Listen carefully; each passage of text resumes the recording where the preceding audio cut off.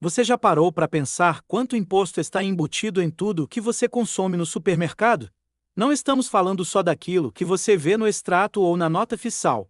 Estamos falando do imposto invisível, aquele que está escondido no preço do arroz, do sabão em pó, da escova de dente, do café que você toma todo dia.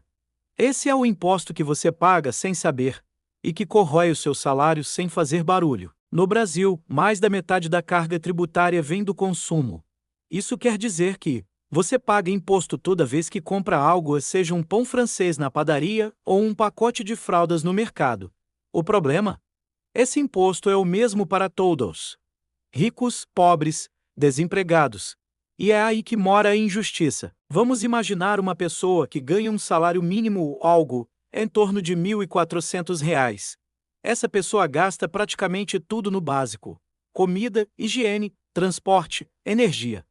Sobre cada produto que ela compra, há uma carga média de impostos que pode variar entre 25% e 60%, dependendo do item. Isso significa que, no fim do mês, sem perceber, essa pessoa pode ter entregado entre R$ 300 e R$ 500 só em tributos embutidos nos preços. Isso é quase um terço do salário evaporando na forma de um imposto silencioso. Agora pense.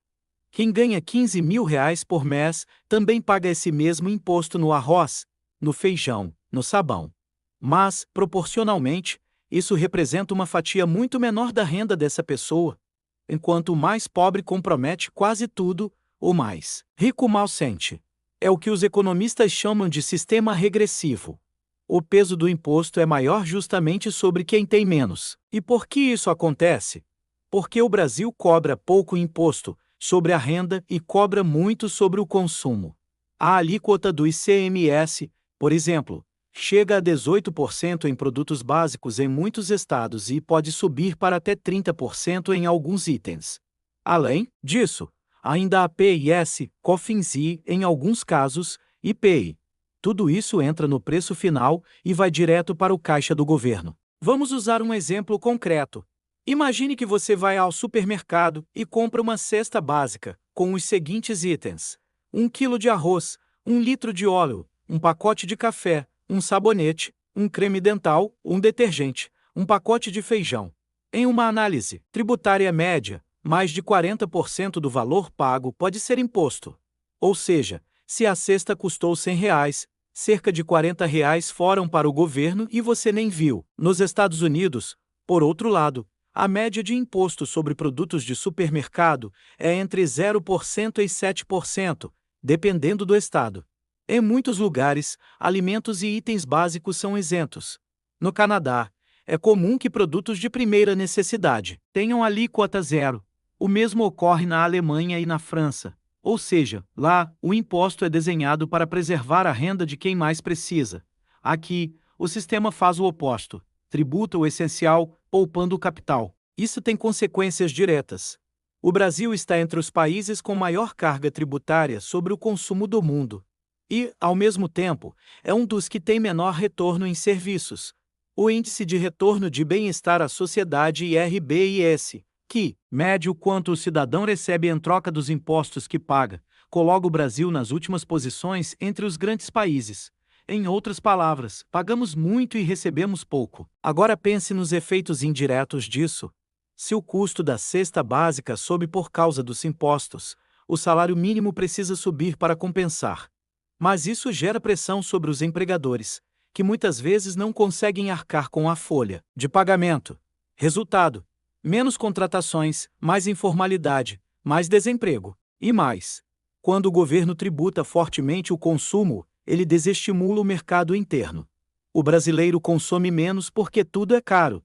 Isso afeta a indústria, o comércio, os serviços. Menos giro, menos produção, menos emprego. É um ciclo vicioso. Enquanto isso, a complexidade do sistema torna tudo ainda mais confuso. Muitas empresas repassam os impostos ao consumidor sem nem saber exatamente quanto está sendo cobrado. A carga se esconde no meio de uma cadeia longa de tributações cumulativas. PIS e COFINS, por exemplo, são tributos federais que incidem sobre o faturamento, mas também sobre insumos. Ou seja, Um produto pode pagar imposto sobre imposto várias vezes antes de chegar à prateleira. A reforma tributária em discussão promete mudar esse cenário.